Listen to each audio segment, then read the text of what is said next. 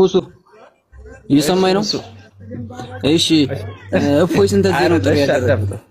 እፎይ ስንት ጊዜ ነው ጥሪ ያደረገ? ልጅ አትወያይም ወንድ ከሆንክ እኛ እንኳን እናውቅም፣ ግን እሱ ስንቴ ነው ጥሪ ያደረገ? እሺ አሁን ልናገር ታዳምጠኛለህ?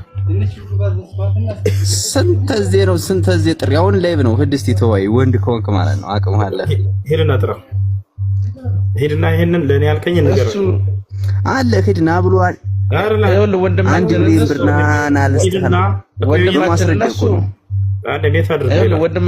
እነሱ አቤል ሁለቱ በስምምነት ይገናኙ እንጂ ሰው አስገድዷቸው ሊገናኙ ይችላሉ። አንዴ ዝም በለው። አይ እየቆየ ስትማር ሲገባ እሱማት አንዴ አዳምጠ አሁን ለኔ ነገርከኝ። አየው ተረጋበል እንጂ ታሳዝኑኛላችሁ ሙስሊሞች። አምላክ እንትን ሳታውቅ በመጀመር ሂድና ለኔ ነገርከኝን ለሱ ነገር ወንድ ከሆንክ ከዚያ በኋላ ስንቴ ነው የጠበቀ ስንቴ ዝም ላይ ያለ መረጃ በውሸት የምትቀደድ አንተ። ሰዎቹ ግን ገብቷቸዋል እየተመለሱ ነው። አንተ ግን በውሸት አትቀደድሽ። እንደው ወይ በመረጃው አውራ ምን አታድርጉት። ማን አድርጎ አላችሁ? ያውራ ዝም ብዬ ነው አውቄ ነው ዝም ያልኩት። ከተለ ብራቸዋል አይደል? እየመጣች አውሩ እዚህ ተደብቃ ያዳምጣል። እሱ እንደናንተ እኔ ጋር ገብቶ መልስ ከመስጠት ይልቅ ሪከርድ እየሰራ ቆይ አንዴ ምን አድርገ ታርጉ አታወርዱ ከዛ ተወያዩ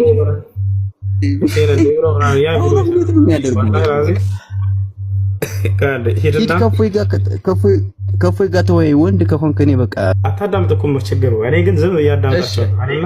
ግን አታዳምጥ። እሺ ሁሱ አንድ ጥያቄ ልጠይቅህ። ሁሱ እያዳመጥከኝ ነው? አንድ ጥያቄ ዝም አትለው። ወንድ ልጅ አይደል? እየሰማኸኝ ነው? ምን አድርገህ እሺ አትሰማም እንዴ? እዚህ ያላችሁ ብዙ ክርስቲያኖች ከታቻላ ከኔ ጋር አላወሩም ይላል ሰውዬ። ምን አድርገህ አንቺ አትሰማም እንዴ? ፈታል ከኔ ጋር አውርተናል። ከዚህ ሄዳችሁ ቪዲዮን ማየት ይችላል ነው ክርስቲያኖች ከኔ ጋር ከዚህ በፊት አውርተዋል። እንዳላወራ አድርጎ ይሸውዳቸዋል። ሄዱና በሆስት ያወራነውን ሄዳችሁ ማየት ትችላላችሁ። አወራ ማስረጃ አምጣልኩት አውጣና ሳየን ማስረጃ አልኩት። ለተናገረው ንግግር ማስረጃ ማሳየት አልቻለም። እታቻን ከማኑኤል እንደወጣ አብደ ጮጮ ነው የሄደው። ክፈትና ሳየር ብቻ ነበር ያልኩት። ወላሂ ላዚም አስታውሳለሁ። የምትፈልገውን ደቂቃ ወስደ አንተ ብቻ ለተናገርከው ማስረጃ አውጣልኩት። አይሻን ግንኙነት አድርጓታል መሐመድ ብሎ ማለት ነው። አውጣና ሳየን እናረባክ ያህል እየለመንኩት ሊያወጣ አልቻለም። በይሄን ቪዲዮ ሄዳችሁ ማየት ትችላላችሁ። አንደኛ ይሄ ነው። የሁለተኛ ሌላ ነገር እኔ ጋር እየተደበቀ ያዳምጣል ይወታቸዋል። ከዚያ ምን ያደርጋል? ቁርጥ እያደረገ እንዲህ ብሏል ዛሬው እያለ ብዙ ቪዲዮዎችን ሰርቷል። እንደዚህ ከምታደርግ ገብተህ በዚያው ሰዓት ይሄ ስህተት ነው ለምን አትለውም በሉት ክርስቲያኖች ሄዱና። ይሄ ነው ሁለተኛ ነገር ብነግራችሁ። ሶስተኛ ነገር አቅርቤልህ ነበር ከዚህ በፊት። እሱም ምንድነው? አንተናና እዚህ ገብተህ ትልቁ ላይ አደርግሃለሁ፣ አድሚን እሰጥሃለሁ። የምትፈልገውን በእስላም ላይ የምታወራው ነገር ሁሉ እዚያ የምትቀደደውን እዚህ አውራ። እኔ ደግሞ በተለይ አንተ ቤት እመጣለሁ እያለሁ አሁንም ሪከርድ አድርጉና ወሰዱለት ክርስቲያኖች ካላችሁ። እሱ የሚፈልገው ምን መሰላችሁ? ከዚህ በፊት በሆስት አውርተናል። እሱ የሚፈልገው በሆስት እንሆናለን። የሚፈልገውን ደቂቃ ትወስዳለህ። ሆስት እንደፈለግ ትናገራለህ። ደቂቃ ሆኖ ወስደህ እንደፈለግኩ እናገራለሁ። ይሄ ምንም ለውጥ የለውም። ይሄ ፈሪ ነው ወላሂ። አሁን እሱ እዚህ ጋር ስለሌላ ለምን በሆስት እችም ትችላለች። እኔን ደቂቃ ወስዳ የምትፈልገውን ትናገራለች፣ እኔ የምናገራለሁ። አለቀ። ጀግና ማለት አንተ ቤት እኔ እመጣለሁኝ ስለ ክርስትና ላወራ፣ አንተ እኔ ቤት ናና አውራ። ገብታችኋል? ወላሂ ቤት እመጣለሁኝ ስለ ክርስትና ላወራ እስማማለሁ። በዚህ እሱ እንዳትይዙት ምን እንዳትሉት የፈለገውን ደቂቃ ወስዳ እንደፈለገ ይቀደዳል። ይሄ አትይዘውም በምንም ነገር። ገብታችኋል? ይሄ ነው እፎይ። ከዚህ በፊት ይሄን ነገር ያለውን እቤትህ እኔ ወይ መጀመሪያ እመጣለሁ፣ ችግር የለውም። ስለ ክርስትና እናወራለን። በቀጣይ እኔ ቤት ትመጣለህ፣ ስለ እስልምና እዛ የምትቀደደውን እዚህ ታወራለህ፣ እያንዳንዱን ማለት ነው። ታቻለ ይሄ ነው። ይሄን አቀረብላችሁ። በሆስት አላወራኝም ምናምን የሚላችሁ ወላሂ ዋሽቷቸዋል። ከዚህ በፊት እኔ ጋር አውርቷል። ይሄ ነው። እሺ እኔ በምድር ላይ ሰላምን ለማምጣት የመጣሁ አይምሰላችሁ፣ ሰይፍን ላመጣ ነው የመጣሁት አለ ኢየሱስ ክርስቶስ። ልጅን ትርጓሜውን ታውቀዋለህ ወይስ ጥሬውን ይዘህ ነው ወይስ ትርጓሜውን ታውቀዋለህ? እኔ ቃል በቃል ነው ማሳየ መጽሐፍ ላይ እኔ ከራሴ አንዳች አልናገርም። እንዳነበብኩ እናገራለሁ። ትርጓሜ ያለው መጽሐፍት እንደዚህ በዚህ ዓለም ላይ እንትን የተባለ ሳይሆን የእግዚአብሔር ቃል ስለሆነ ሁሉም ነገር ትርጓሜ ያለው ትርጉም ትነግረናለህ። ነገር ግን ኢየሱስ ክርስቶስ በምድር ላይ ሰላምን ለማምጣት ይመጣል። እሺ እንደዛ ከሆነ ሰላሜን እሰጣችኋለሁ የሚለው እንዴት ታደርገዋለህ? እንዴት ታየዋለህ? ሲጋጫል መጽሐፍ ቅዱስ ሲጋጫል ያምራል አይደለም ማለት ነው እኮ እንደዛ። አንተ እንዲያው ዝም ብሎ ማንኛውም ሰው ብድግ ብሎ እንደፈለገው የሚተረጉመው ሳይሆን ሊቃውንት አባቶቻችን የተጻፉት በመንፈስ ቅዱስ ስለሆነ የሚተረጉሙትም እነሱ ናቸው። መጽሐፈ ትርጓሜ ለምን አታነብም አንተ? ምን ብለው ተረጎሙት? ንገረን። ችግር የለም። አይ እኔ አላውቅም። በእርግጥ ስታውቅ እሺ። ኢየሱስ ክርስቶስ ለምንድን ነው ህፃናቶችን ግደለው ያለው? ኢየሱስ ክርስቶስ ለምንድን ነው ህፃናቶችን ግደለው ያለው? እግዚአብሔር አላለም። ምን ጋር ያለው? አላሳየሽ። አንተ ክፉን በቃ የምትመኘው ክፉን ነገር ነው እንዴ? ህፃናቶች ወደ እኔ መጡ ዘንድ አትከልክሏቸው አለ እንጂ ግደሏቸው አላለም ብሏል። ላሳየህ ነው። አብሽር።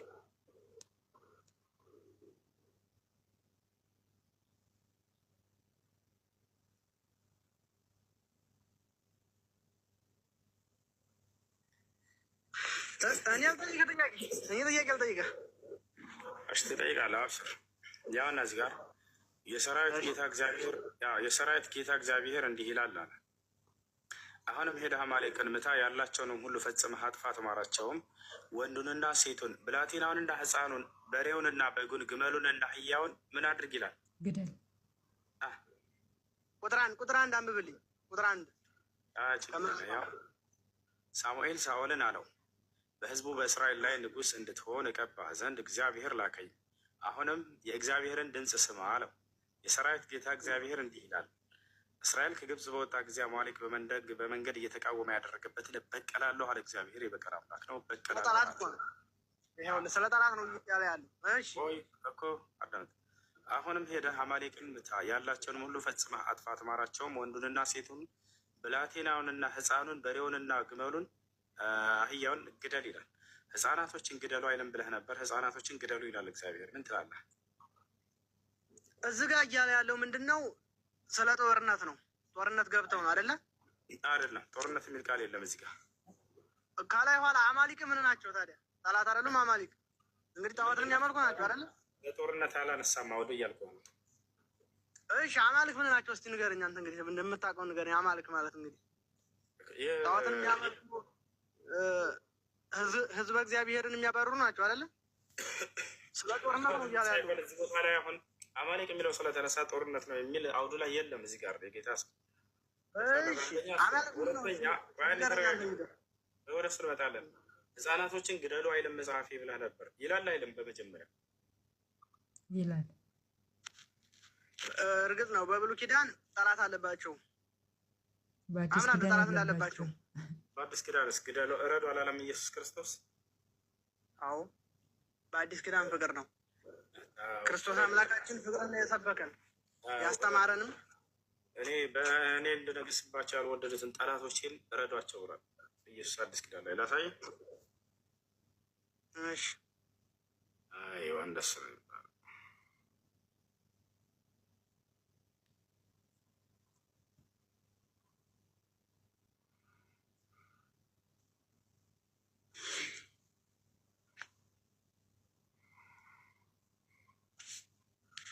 እኔ አንተ ለምን አንተን አልጠይቅህም? ቆይ አንተ ለምን ነው የማትጠይቀው? ትጠይቃለህ። ያው እና ኢየሱስ ክርስቶስ ጋር ምን አለ? ያው ሉቃስ ወንጌል ላይ ነገር ግን እነዚያን በላያቸው ልነግስ ያልወደዱትን ጠላቶችን ወደዚህ አምጧቸው፣ በፊቴም እረዷቸው። ያ ሰላም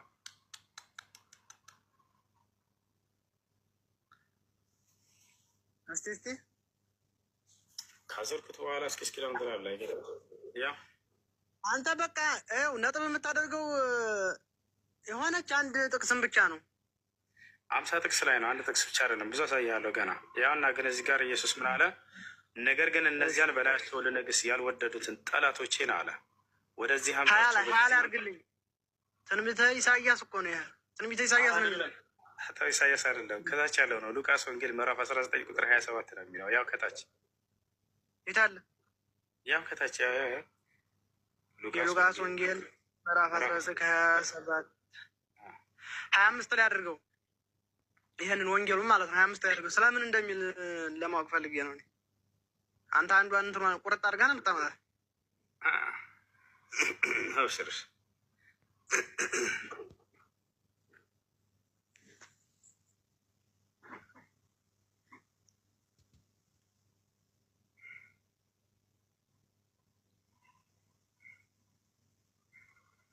ስንት ላይ አድርገለህ?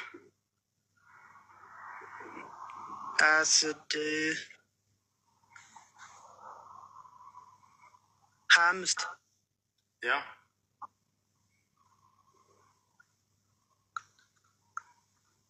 አንብበው። እነርሱም ጌታ ሆይ 10 ምናን አለው አሉት። እላቸዋለሁ ላለው ሁሉ ይሰጠዋል፣ ከሌለው አዳምጥ እንጂ አትበለው። አዳምጥ በትክክል። እነርሱም ጌታ ሆይ 10 ምናን አለው አሉት። እላቸዋለሁ ላለው ሁሉ ይሰጠዋል፣ ለሌለው ግን ያው ያለው እንኳን ይወሰድበታል። ነገር ግን አለ ኢየሱስ፣ ነገር ግን እነዚያን በላያቸው ልነግስ ያልወደዱትን ጠላቶችን ወደዚህ አምጧቸው፣ በፊት የሚረዷቸው። ያ ይሄ ብቻ አይደለም። በክርስቶስ ትምህርት የማይኖርን ሰላም አትበሉት ይላል። በቤታቸውም አትቀበሉት ይላል። አሁን አንተ ሙስሊሞችን ሰላም ማለት አትችልም። በክርስቶስ ትምህርት የማይኖርን ሰላም አትበሉት፣ በቤታቸውም አይልም አይልም። እስልምና ነው እንደዚህ የሚለው የእኛ መጽሐፍ አይልም። አብሽር ዛሬ ብዙ ነገር አስደንግጫ ነው የምትሄደው። ለማንኛውም ሰላም እንዳትሏቸው የሚለው ነው። ላሳይህ። አብሽር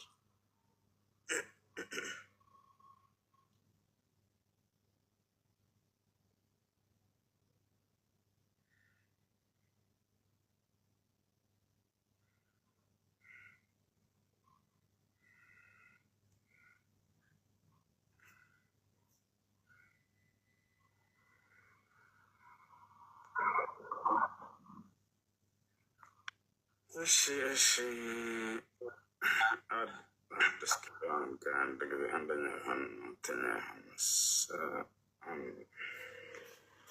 ያው እነዚህ ጋር ምን ይላል ይታያል። ያ ማንም ወደ እናንተ ቢመጣ ይህንም ትምህርት ባያመጣ በቤታቸው አትቀበሉት፣ ሰላምም አትበሉት አለ። ሰላም ብትሉ ያ መጽሐፍ ቅዱስ ላይ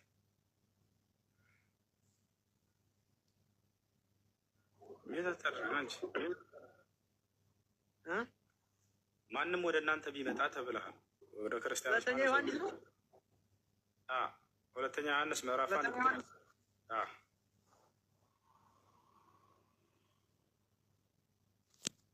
ሁለተኛ ዮሐንስ ምዕራፍ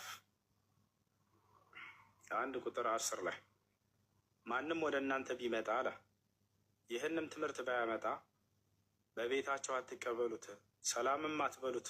ሰላም ብትሉ የክፉ ስራ ተካፋይ ትሆናላችሁ ይላል። የኃጢአቱ የዚያ ሰው ኃጢአት ተካፋይ ትሆናላችሁ። ምን ይላል?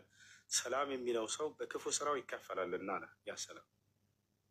ያሰላም አስባችሁታል? ክርስቲያኖች ከክርስቲያኖች ሌላን ሰው ማንንም ሰላም እንዳይሉ ተብለዋል። በክርስቶስ ትምህርት የማይኖርን ሰው ሰላም እንዳትሉት፣ በቤታችሁም እንዳትቀበሉት ብሏል። ክፋት ማስተማር ሌሽ አንድ ክርስቲያን ተርቦ ብታገኙ የእናንተ መጽሐፍ የለ እኛ ጋር አሳይኝ። አይ እኔ ስለ ቁርአን የማውቀው ጉዳይ የለም፣ ግን ሰምቻለሁ። ሲጀመር ቁርአን ምኑና ምኑን ይዤው ነው? ሲጀመር አረበኛው ነው ወይስ አማርኛው ነው የሚገባኝ? እዛም ቁጥሩ ራሱ ተርታ የለው ምን የለው። እንዴት አድርጌ እንዳነበው ነው እሱ። ያው የምማውቀው አንብቤ አላውቅም፣ ግን ስላላነበው እኔ ገና ቁርአን ሳወርደው ይምታታብኛል። ወደ ግራ ይሁን ወደ ቀኝ የሚሄድበትንም አላውቀውም። በአማርኛ የተተረጎመው ነው የምልህ፣ ምንም አይገባኝ። እኛ አንድ አምላክ ነው የምናመልከው። ኤልሲ አንድ አምላክ ስንል በአንድነቱ ላይ ሁለትነት የሌለበት፣ በጌትነቱ ላይ ባርነት የሌለበት፣ በኃያልነቱ ላይ ድክመት የሌለበት፣ በዙፋኑ ላይ ወራሽ የሌለበት፣ በአድራጊነቱ ላይ ተደራጊነት የሌለበት፣ በህያውነቱ ላይ ሞት የሌለበት፣ በዘውታሪነቱ ላይ ቅሮት የሌለበት፣ እንዲሁም ደግሞ በንቃቱ ላይ እንቅልፍ የሌለበት፣ ማንገላጀትም የሌለበት አንድ አምላክ የነቢያት ሁሉ አምላክ የነ አብርሃም የነ ይስሐቅ የነ ያዕቆብ የነ እስማኤል የነ ኢየሱስ የነዚህ ሁሉ አምላክ የሆኑ አንድ አምላክ አለ። እሱን ነው የምናመልከው እኛ። ይሄ አምላክ ብቻውን ነው የሚመለከው። ድሮም ሲመለክ የነበረው ብቻውን። ለዛም ነው አምላካችን አላህ ሲናገር ወለቀድ በዐስና ፊ ኩሊ ኡመቲን ረሱላ ይላል። በእርግጥ በሁሉም ነቢያት ላይ በሁሉም ህዝቦች ላይ ነቢያት ልኬ ነበር አለ። የተላኩበት ምክንያት ደግሞ አን ዕቡዱላህ ወጅተኒቡ ጣጉት፣ አላህን በብቸኝነት ተገዙ፣ ጣዖታትን ራቁ አለ። እዚህ ጣዖት ማለት ከአላህ ጋር ሰውም ካመለክሽ ጣዖት ነው የሚሆነው። ድንጋይም አምልኪ ጣዖት ነው። እንጨት አምልኪ ጣዖት ነው። ምንም ቅዱሳንንም አምልኪ መላእክትንም አምልኪ ጣዖት ነው የሚባለው። የሚመለከው አንድ አምላክ ብቻ ነው። የሚጠራውም አንድ አምላክ ብቻ ነው። ለዛ ነው አላህ ምን አለ? ቁል ሁወላሁ አሐድ፣ በልሱ አላህ አንድ ነው አለ። በቃ ሁለተኛ የሌለው ማለት ነው። አላሁ ሰመድ፣ አላህ የሁሉ መጠጊያ ነው። ሁሉም እሱ ወደ ማንም አይጠቀም፣ ወደ ማንም አይፈልግም። ለም የሊድ አልወለደም፣ ወለም ይውለድ አልተወለደም። ለሱ ወለም የኩን ለሁ ኩፉወን አሐድ፣ አምሳያም ቢጤም የለውም። በቃ እሱ የዓለማት ፈጣሪ ነው። በመካከላቸው ያለውን ሁሉ ነገር የፈጠረ አምላክ ነው። በቃ ስለዚህ ይህንን ነው እኛ የምናመልከው። ስለዚህ ይህንን አምላክ ስናመልክ ግን እኛ በወንጌል እናምናለን። ታውቂያለሽ ኤልሲ በወንጌል እንደምናምን እኛ ሙስሊሞች በማርያም ከድንግልና ኢየሱስ ድንግል ሆና ማርያም እንደወለደችው እንደምናምን ታውቂያለሽ? እኛም በወንጌል እናምናለን። ወንጌል ሲባል አምላካችን አላህ ለኢየሱስ የሰጠው መጽሐፍ፣ ያ ወንጌል ብስራት ይባላል። በዛ ወንጌል ለኢየሱስ በተሰጠው ወንጌል እናምናለን። ግን ከጊዜ በኋላ በመጡ መጽሐፍቶች አናምንም። ለምሳሌ አላህ ቁርአን ላይ ምን ይላል? ያ አህለል ኪታብ እናንተ የመጽሐፍቱ ሰዎች ሊመ ተልቢሱነ አልሐቀ ቢልባጢል፣ እውነትን በውሸት ለምን ትቀላቀላላችሁ? እውነትንስ እያወቃችሁ ለምን ትደብቃላችሁ? ይላል። ሰው እውነት የተቀላቀለ የሰዎች ቃል ጋር የተቀላቀለ እንደሆነ ይነግረናል ቁርአን። እኛ ምናምነው ለማርቆስ የተሰጠ ወንጌል ሳይሆን፣ ለዮሐንስ ለነ ማቴዎስ የተሰጠ ሳይሆን ለኢየሱስ የተሰጠ ወንጌል አለ። በዛ ወንጌል ነው እኛ ምናምነው ኤልሲ። በአጭሩ በወንጌል እናምናለን፣ በቶራም እናምናለን። ተውራት ወይ ደግሞ ቶራ ለሙሴ በተሰጠው መጽሐፍም እናምናለን። ዘቡር በሚባለው ወይ ደግሞ ለዳዊት በተሰጠው መጽሐፍም እናምናለን፣ ወይ መዝሙር የምትሉት። እንዲሁም ደግሞ ለነቢያት ሁሉ በተሰጡ መጽሐፍቶችም እናምናለን። በአንድም ሳንለይ ግን ሰዎች በጻፏቸው የህይወት ታሪክ ሳይሆን አንዱ አምላክ ለነቢያት በሰጣቸው መጽሐፍ ሁሉ እናምናለን። መላእክት የአላህ ፍጡራን መሆናቸውን እናምናለን። ስለዚህ አላህ በሚወስነው ውሳኔም እናምናለን። ለምሳሌ አንቺ ሴት ሆነሽ መወለድ የአንቺ ፍላጎት ሳይሆን የአምላክ ፍላጎት ነው አይደለ? በዚህም እናምናለን። ግን በነፃ ምርጫም እናምናለን። ነፃ ምርጫ እንዳለን በእምነታችንም ነፃ ምርጫ እንዳለ፣ ጀሃነም ሀቅ ነው ወይ ደግሞ ገሃነም ሀቅ ነው አለ ብለን እናምናለን። ገነትም ሀቅ ነው አለ ብለንም እናምናለን። ስለዚህ በአጭሩ የእስልምና መሰረታዊ የሚባሉ እምነቶች እነዚህ ናቸው። ተግባባን? መሰረታዊ ነገሮች። ስለዚህ ፋይናሊ አንድ የምነግርሽ ነገር ቁርአን ወይ ደግሞ ነቢያችን ሙሐመድ ሰለላሁ ዐለይሂ ወሰለም የእስልምና ጀማሪ ሳይሆኑ የሙስሊሞች የነቢያቶች መደምደሚያ ናቸው። የነቢያት መደምደሚያ ነቢያቶች ሁሉ ነቢያችን ሰለላሁ ዐለይሂ ወሰለምን መምጣታቸውን ሲያበስሩ ቆይተው ነበር የመጡት። ተግባባን? ስለዚህ የሰው ልጅ ሁሉ ሲፈጠር ሙስሊም ነበረ። ከዛ እንዲህ ያሉ ነቢያችን ሰለላሁ ዐለይሂ ወሰለም ማ ሚን መውሉድን ኢላ ዩውለዱ ዐለል ፊጥራ፣ ማንም ሰው ሲወለድ ሙስሊም እንጂ አልነበረም፣ ሁሉም ሙስሊም ነበረ። ግን ፈአበዋሁ እናት አባቱ ምን ያደርጉ ነበረ? ያረጉታል፣ ክርስቲያን ያረጉታል አጥምቀው፣ አለዛ ደግሞ አይሁዳዊ ያረጉታል፣ አለዛ ደግሞ ዞራስተሪያን ወይ ደግሞ የእሳት አምላክ ያረጉታል፣ ወይ ደግሞ ሌላ እምነት አምላክ ያረጉታል። ስለዚህ በአጭሩ ምንድነው አምላክ አላህ ሱብሓነሁ ወተዓላ የሰው ልጅን ሁሉ ሲፈጥር የአንድ አምላክን እሳቤ አእምሮ ውስጥ አድርጎ ነው የፈጠረው። ለዛ ነው አላህ ምን ይላል በቁርአን ላይ ሲናገር ለቀድ ከፈረ አለዚነ ቃሉ ኢነላሃ ሁወል መሲሑ ብን መርየም እነዛ አላህ ራሱ ኢየሱስ ነው ያሉት ሰዎች በእርግጥ ክደዋል ይላል። በዛ ወረድ ብሎ ምን ይላል? ወላ ተቁሉ ሰላሳ ሶስት ነው አትበሉ። አምላክ የሶስቱ አንደኛው ፓርት ነው አትበሉ። ኢነማ ኢላሁኩም ኢላሁ ዋሂድ አምላካችሁ አንድ አምላክ ብቻ ነው ይላል። ስለዚህ ነቢያቶች አንድም ቀን ስላሴን አስተምረው አያውቁም። ቁርአን ላይ ነው ያለው። እሺ እየነገርኩሽ ያለሁት ይሄ ቁርአን ላይ ነው። ስላሴን አስተምረው አያውቁም። አምላክ ሶስት ነው ብለው አያውቁም ነቢያት። አምላክም እንደዚህ አይነት አስተምሮ ነግሮ አያውቅም። ኢየሱስም አስተምሮ አያውቅም። ማን ያስተማረው ከተባለ ከጊዜ በኋላ ኒቂያ ጉባኤ በሚባል ጉባኤ ላይ የጸደቀ አስተምህሮ ነው። ይህ አስተምሮ መጀመሪያ ያለ ማለት ብናውቅ እኮ አይጎዳንም። ምንስማው ችግር ውጭ እያሉኝ ነው እኮ ያቸው እነሱ ያ ኦፍ ኮርስ ካልተመቸሽ እኮ በዚህ ትሰሚዋለሽ፣ ከዛ በዚህ ታፈሽዋለሽ አይደለ? ማውቃችሁ ደግሞ መጥፎ አይደለም። ያ ጀግና በቃ ይሄኛው በጣም ጥሩ ነው። አንተም ለቀጣዩ ስለዛ ጉድለት ምናምን ከምታወራ ስለራስ ማለት ተያያዥ ነገር ነው። በነገራችን ላይ ኤልሲ ሌላውን ጠልተውት ሳይሆን ያንተን ወደው ታምኑበት ከተሉ በቃ እንደዛ አልፋል።